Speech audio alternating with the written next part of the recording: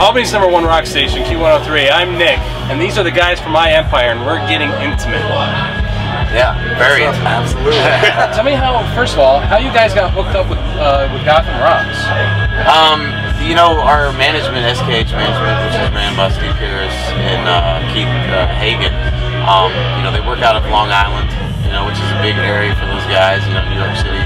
And when we started coming out here and building this early on with some headlining dates, it just seemed natural, you know, when we started building the Upper Northeast to kind of get involved with Gotham Rocks and, you know, kind of help bring some people in, you know, as we build it. Yeah, it's crazy. Even like before you guys even got hooked up with this tour, just going on YouTube and looking at some of the shows that you guys have been doing. I mean, granted, it's you used to be with Dark New Days? No, that's Corey. Yeah. Used to be with Dark New Days, so I mean, people automatically associate with that. You guys, you know, your guitarist is the brother to the guy in Seven Dust, the bass player. Yeah, Corey. That's you? Yeah. I'm screwing everything up. Yeah, he's the awesome. The thing is, we all came from different bands. From Submersed, I used to be with Submersed, and Brad was with Switched, and we all kind of knew each other from back in the day, fans of each other's bands and stuff like that. And the end of Dark New Day, I started writing songs with Brad, and after we got the music done, and actually had Morgan Rose come in and kind of help us with the drum work and stuff like that. Once we got the music down, we were like, well, where's the singer at? And, a couple of Halloweens ago, Donald flew into Atlanta, and first song he sang was "I Pray." Yeah, and that's when I Empire began. Awesome song about it. Yeah, because you know, you want to find that brotherhood. And, you know, it took a long time to find the right people. This is not like a okay, here we just are. It's been a big building block that we've been building for a while. So it's the Empire. It's one block at a time. Yep. What do you think that you guys bring to the music industry that no other band's really bringing right now? You know, it's always a bold statement because it's, you know, that has like a competitive nature to it. And it's, you know, for us, we just want to be real. We want to be honest and true. You know, we're not young kids anymore that are just kind of, you know, running on this arrogance, you know, this young, you know, confidence. It's, you know, we're all grown men that have kind of been through this before, and we wanted to do it the right way, which is a grateful and a humble approach that, you know, we felt empowered our fan base. And, you know, a lot of people are, you know, they're very hooked on the ego of the business, and they enjoy that. But for us, we're kind of anti-ego. We're out here to really lift up our fan base. Empower them to kind of, you know, take care of our career. You know, it's in the end, it's all about the band and the fans, and that's really what kind of sustains you, and that's what we're looking for, something that's nice, you know, to sustain.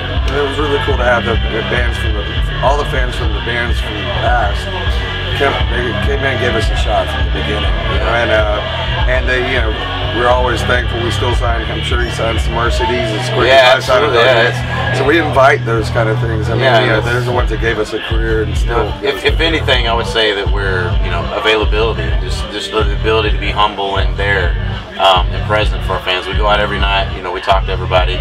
Obviously, hopefully it gets on a scale where that gets a little more difficult to do, but we're always going to try to find ways for us to be personable with our fans. So what were some of the bands that you, I mean, is there anybody we would recognize that you were with beforehand? Like even if it's just... Yeah, I was in a band called Submersed. We were with Wind Up Records out of New York with, you know, Seethers and, you know, Evanescence, Creed and all those guys. You know, we had a song called Hollow, did pretty well for a little while.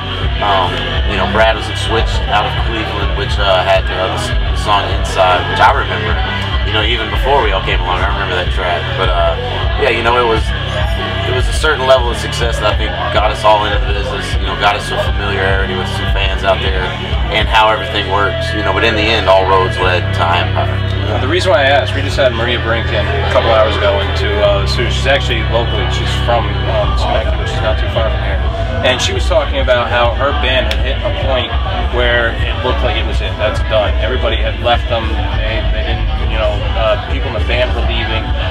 They hit a real scary moment and said, you know what, let's redo this. Let's, you know, make ourselves, people pay attention to us again. Let's draw people back in. Do you feel that's something that you guys are trying to do here with I Empire, where you've all had your success with some of your other bands, but now you want to put the right people in the right places to put out a product that's above and beyond. I think there's more patience involved as far as finding the right members, even down to our label, to management, the book man. I mean, all these things are just where before we're like, ooh, there's somebody that wants us, let's go for it. Yeah. Now you kind of back up and you say, well, hold on a second, is this going to build the career the right way? I think there are a lot of labels out there that still work really hard and stuff, but we needed to find our label that's going to do it with us as a partnership. It's like we've done everything from the beginning. We're self-produced, we self-record, mix, engineer, all our graphics design, everything. It's all in-house, and we wanted something that would allow us to maintain that type of business approach, but obviously give us the capital we needed to think about the bigger picture.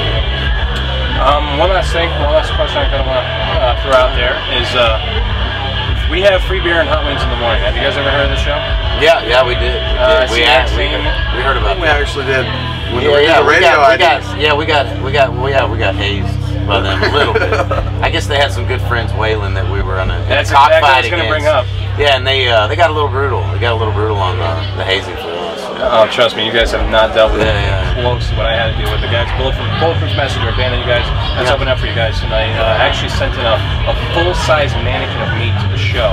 Oh, right. And they had torn me apart for hours on that show on national radio. Yeah. So I know how brutal those guys are. And I was going to say, Waylon was in the studio last week, and they're going to be back here again. We're having this golf tournament here, and they brought up playing with you guys. Yeah, great guys, yeah. They talked very highly about you, so I was going to ask about you. Good.